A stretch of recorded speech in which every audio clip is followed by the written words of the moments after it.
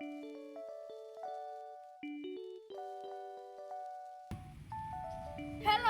perkenalkan nama saya Dwi Trisnastari dari nomor absen 5. Hai guys, perkenalkan nama saya Gesil Mijenulihar dari absen 9. Halo juga, saya Mawali Kanadi Kusuma dari nomor absen 15. Halo, saya Nadia Putri dari absen 24. Hai guys, saya Salma Yatina nomor absen 30. Kami dari Kelompok Air Tanah. Pertama-tama, kalian tahu nggak sih apa itu air tanah? Jadi, air tanah adalah air yang bergerak di dalam tanah dan meresap ke dalam tanah melalui ruang antara butir-butir tanah yang kemudian akan membentuk lapisan tanah atau bisa disebut dengan akuifer. Nah, sumber utama dari air tanah yaitu air hujan yang meresap ke dalam tanah. Peresapan air hujan ini terjadi selama pengaliran air hujan ke laut atau aliran sungai. Nah, selanjutnya ada siklus air tanah. Apa sih siklus air tanah itu? Siklus air tanah merupakan proses siklus air yang ada di dalam tanah, mulai dari proses penguapan hingga turun kembali ke bumi dalam bentuk hujan. Nah, selanjutnya saya akan menjelaskan bagaimana sih proses atau tahapan-tahapan dari siklus air tanah. Air yang berada di permukaan tanah ataupun yang berada di sungai dan juga laut akan mengalami proses evaporasi. Proses evaporasi sendiri yaitu proses penguapan akibat dari suhu panas bumi. Uap air yang telah mengalami proses penguapan atau evaporasi akan naik ke atmosfer lalu mengalami proses pengembunan atau kondensasi. Nah, uap air tersebut akan berubah menjadi partikel-partikel es yang sangat kecil. Nah, partikel-partikel es tersebut akan mendekat satu sama lain dan berkumpul menjadi gumpalan putih yang biasa kita sebut dengan awan. Butiran es di awan tadi akan mengalami proses pencairan yang akan turun ke bumi dalam bentuk titik-titik hujan. Nah, proses tersebut disebut dengan proses presipitasi. Air hujan yang sampai ke permukaan tanah disebut dengan suplai air. Nah, suplai air ini ada yang langsung masuk ke dalam tanah dan ada juga yang mengalir di atas permukaan tanah. Air yang mengalir di atas permukaan tanah disebut dengan runoff dan juga air yang masuk ke dalam tanah disebut sebagai air infiltrasi. Nah, air yang berada di permukaan tanah ini akan berkumpul menjadi satu di sebuah danau, waduk, dan juga sungai yang akan mengalir ke laut. Nah, air yang masuk ke dalam tanah tadi atau air infiltrasi sebagian akan mengalami proses penguapan melalui permukaan tanah. Lalu sebagian lagi akan diserap oleh tumbuhan dan juga mengalami penguapan melalui proses transpirasi. Lalu sebagian lagi akan diserap oleh tanah lebih dalam lagi menjadi air bawah tanah atau groundwater. Air bawah tanah tadi akan menuju ke sungai atau danau melalui aliran bawah tanah atau groundwater flow. Air yang berkumpul di danau atau sungai akan mengalami proses penguapan atau nantinya juga dialirkan ke laut. Setelah mengalami proses penguapan, akan mengalami proses pengembunan atau kondensasi. Nah, selanjutnya akan mengalami proses presipitasi. Begitulah proses terjadinya siklus air tanah. Hal itu bertujuan agar ketersediaan air di bumi ini akan terus ada. Berikut ini kami tampilkan gambaran dari proses siklus air tanah.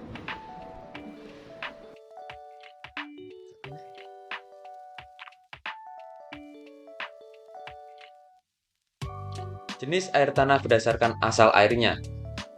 Ada 4, yaitu air meteorik, air tanah tubir, air tanah juvenil, dan air tanah fosil. Air meteorik merupakan air tanah yang berasal dari air hujan ataupun gletser. Nah, ini adalah air hujan turun ke bumi, permukaan bumi maksudnya, lalu meresap ke dalam tanah dan berkumpul di suatu tempat. Nah, itu biasanya dijadikan sumur oleh warga. Untuk yang gletser adalah turunnya salju dan menumpuk di atas permukaan bumi. Dan itu pasti meresap ke dalam tanah dan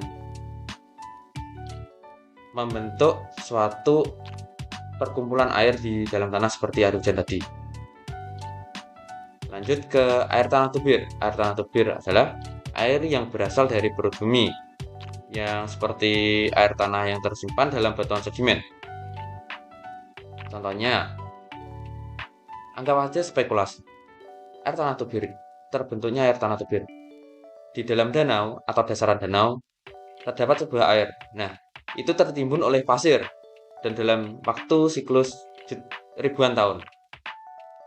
Pasir tersebut pasti akan menjadi sedimen ataupun mengendap sangat banyak, lalu memadat dalam waktu ribuan tahun tersebut. Secara otomatis, air yang di dalam pasir tersebut akan terperangkap. Nah, itu yang dinamakan air tanah tubir. Lanjut ke air tanah Javanil. Air tanah Javanil berupa mata air panas yang naik ke permukaan karena gas-gas magma yang dilepaskan. Seperti namanya, mata air. Nah, mata air itu bisa menjadi panas karena terletak di samping dapur magma ataupun lapis magma. Nah, magma tersebut kan panas. Jadi mata air tersebut terkena panas oleh magma tersendiri. Dan itu akan melambung atau menyembur ke atas menjadi melewati celah-celah batuan dan akhirnya tiba di permukaan bumi. Sekarang lanjut ke air tanah fosil. Nah, air tanah fosil merupakan air tanah yang terperangkap dalam rongga-rongga batuan dan tetap tinggal dalam batuan tersebut sejak penimbunan terjadi. Nah, ini prinsipnya hampir sama dengan air tanah tubir. Yang perbedaannya adalah di mana rentang waktunya air tanah fosil lebih lama daripada air tanah tubir. Dikarenakan air tanah fosil ini rentang waktunya sekitar jutaan tahun lalu. Yang biasanya ditemukan oleh para peneliti di mana ada sebuah permata dan ada air di dalamnya. Nah, air di dalam batuan permata tersebut dinamakan air tanah fosil.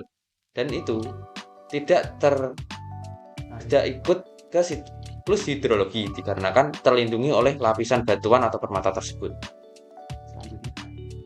Selanjutnya akan dilanjutkan oleh rekan saya. Nah, teman-teman, selanjutnya kita akan membahas mengenai jenis air tanah berdasarkan letaknya. Ada air tanah dangkal atau phreatis dan juga ada air tanah dalam atau artesis. Kita akan membahas mengenai ciri-ciri dari air tanah dangkal terlebih dahulu nih. Air tanah dangkal itu terdapat di atas lapisan kedap air. Mengapa bisa demikian?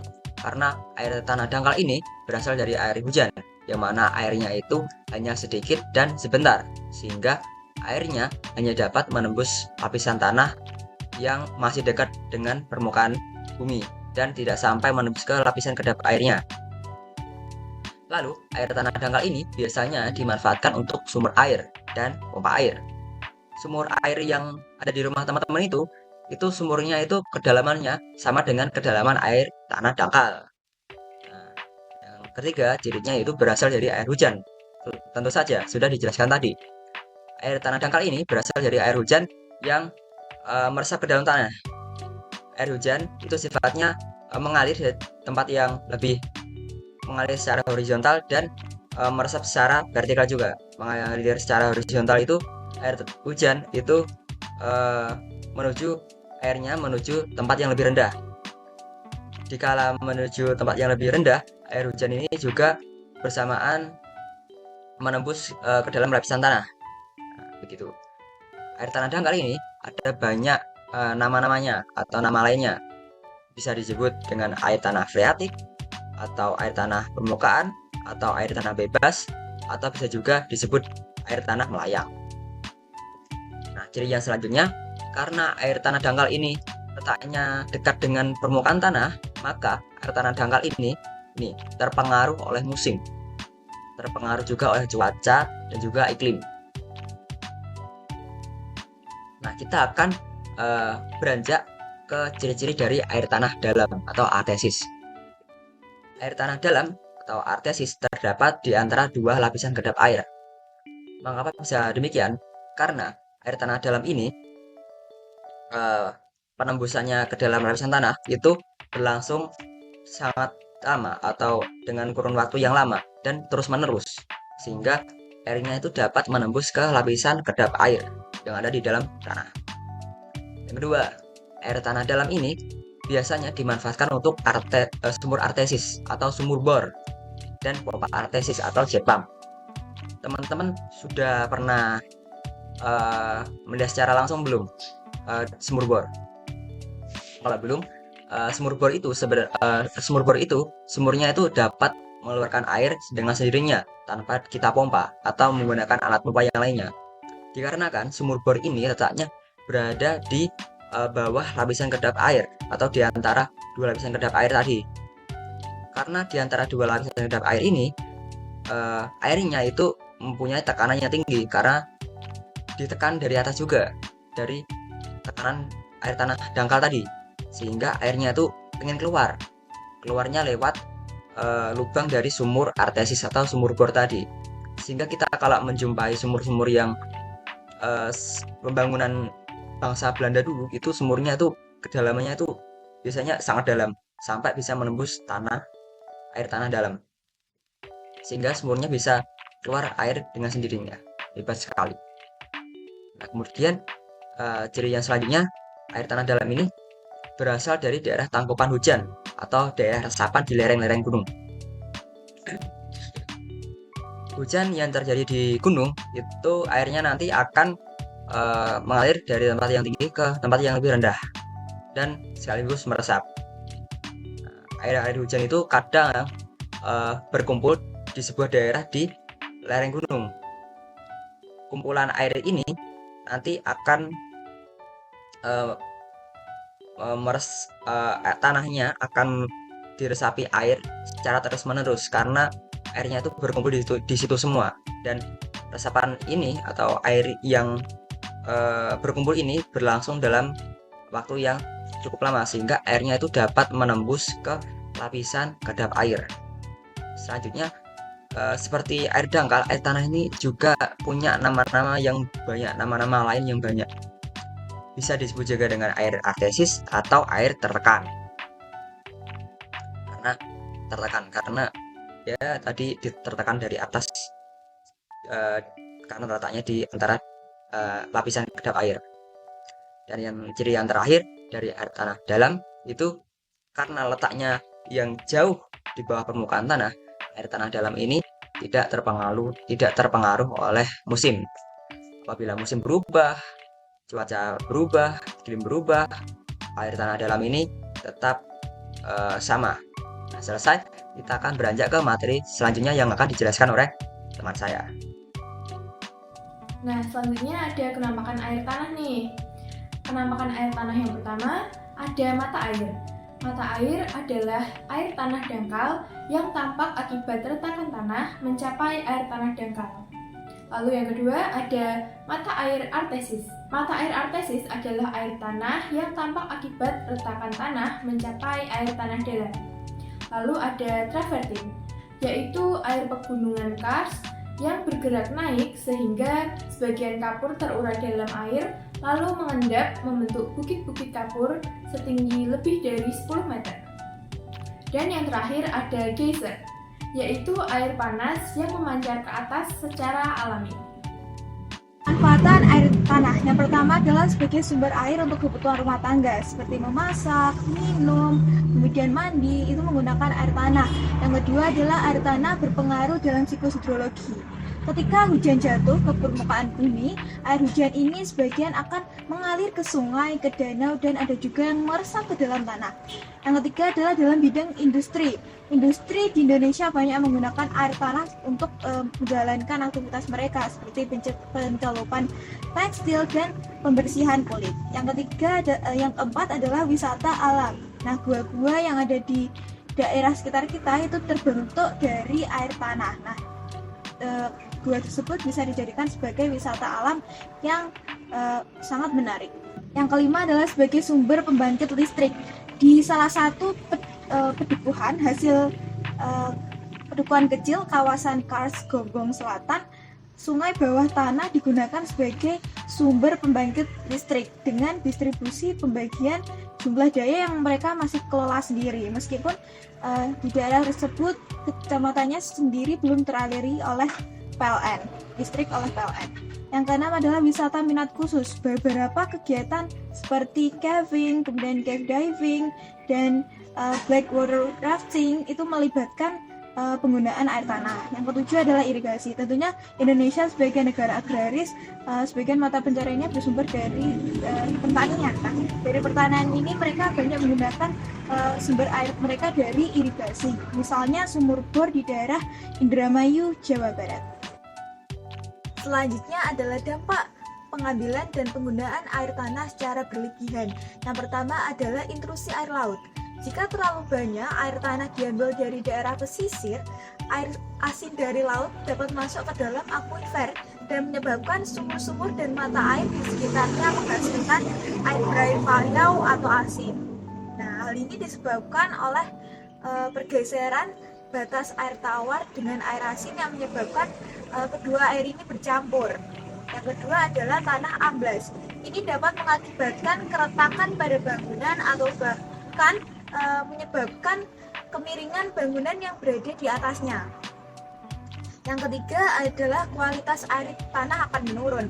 Ketika air tanah dipompa secara berlebihan, nah ini akan terjadi penurunan tekanan dalam akuifer yang bisa menyebabkan kontaminan dari lapisan di atasnya akan masuk ke dalam sumber air tanah.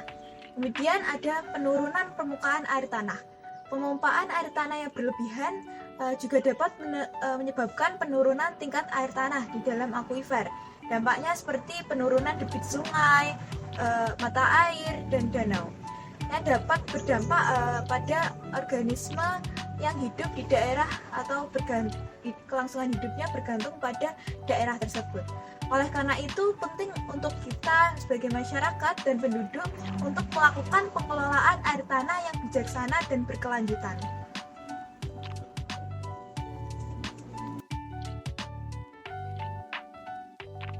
Sekian dari kelompok kami, kelompok air tanah. Terima kasih. kasih. Bye-bye.